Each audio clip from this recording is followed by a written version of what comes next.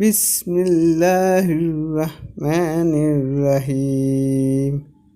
صحیح بخاری شریف۔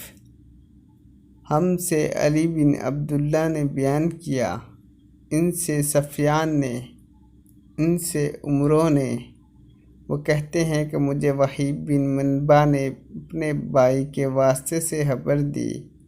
وہ کہتے ہیں کہ میں نے ابو ہریرہ رضی اللہ عنہ کو کہتے ہوئے سنا کہ رسول اللہ صلی اللہ علیہ وسلم کے صحابہ میں عبداللہ بن عمر رضی اللہ عنہ کے علاوہ مجھ سے زیادہ کوئی حدیث بیان کرنے والا نہیں تھا، مگر وہ لکھ لیا کرتے تھے اور میں لکھتا نہیں تھا۔